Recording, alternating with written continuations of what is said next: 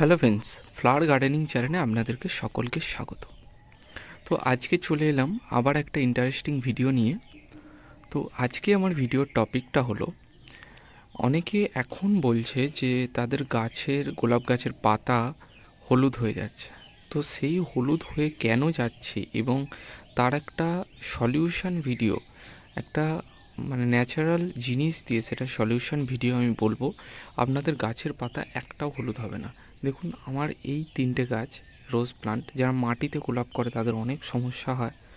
তো সেই সমস্যার সমাধান করার জন্যই আমার ইউটিউব চ্যানেলটাকে আপনারা সাবস্ক্রাইব করে রাখবেন। আশা করি কোনো সমস্যা হবে না, আপনারা ভিডিওগুলোকে ফলো করবেন। তো আসি, এখন যে মেন সমস্যাটা হচ্ছে সবার, পাতা হলুদ হয়ে যাচ্ছে।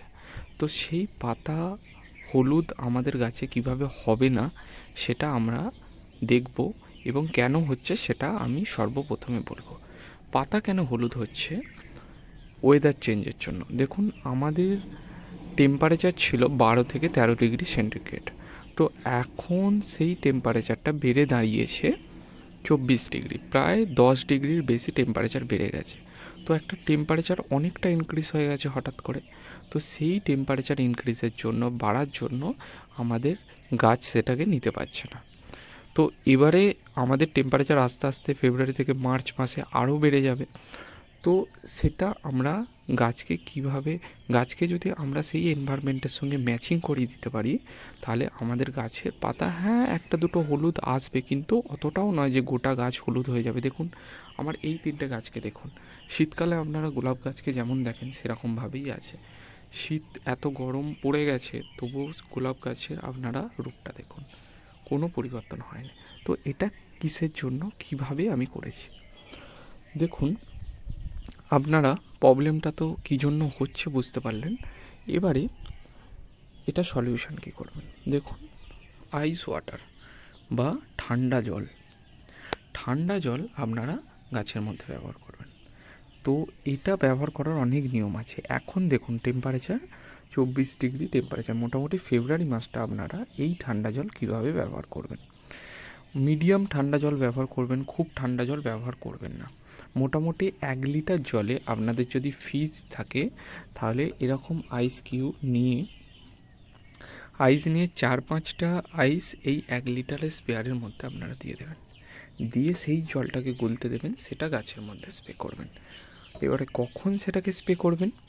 সেটা স্প্রে করার সময় হলো আপনাদের আর্লি মর্নিং বা সকালবেলার দিকে স্প্রে করবেন, 6টা-7টা এই টাইমে, যখন গাছটা আপনাদের সারাদিন সানলাইটে থাকবেন। তারপরে বিকালবেলা আপনারা নর্মাল ওয়াটার দিয়ে সেটাতে স্প্রে করে দেবেন।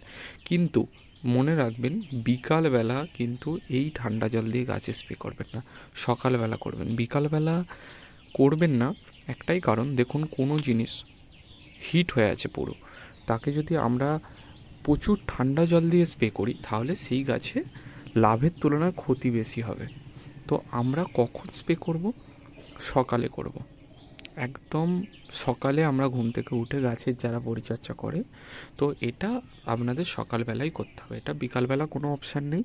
যারা সকালবেলা করতে পারবেন না, তাদেরকে বলে দিচ্ছে সলিউশন হিসাবে, আপনারা গাছকে অন্তত দিনে 2বার চান করিয়ে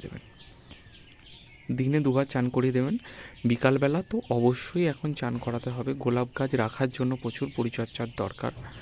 তো এই ঠান্ডা জল সকালবেলা আমি গাছের মধ্যে স্প্রে করি। তো আমার গাছের ফলাফল আপনাদের চোখের সামনেই। আমি গাছের, দেখুন, এটাতে আমি নিয়ে রেখেছি গাছের ফলাফল আপনাদের চোখের সামনে। এই জলটা আপনারা ভালো করে স্প্রে করবেন।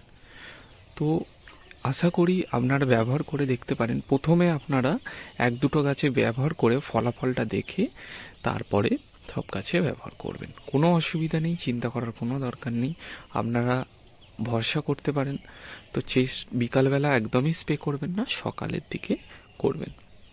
তো আশা করি আপনাদের গাছে একটাও হলুদ পাতা থাকবে না, এটা আমার গ্যারেন্টি। আমার গাছগুলো দেখে আপনারা বুঝতে পারছেন, কারণ যারা মাটিতে গোলাপ গাছ করে তাদের অনেক সমস্যা হয়। তো আজকের ভিডিওটা এতটাই। ভিডিওটা কীরকম লাগলো এবং এই ট্রিকটা ব্যবহার করে আপনাদের গাছে আপনারা যদি সলিউশন পান তাহলে এসে আমার চ্যানেলটাকে অবশ্যই সাবস্ক্রাইব করবেন এবং একটা লাইক বা কমেন্ট করে আমাকে মোটিভেট করবেন। তো আজকের ভিডিওটা এতটাই। থ্যাংক ইউ, ধন্যবাদ।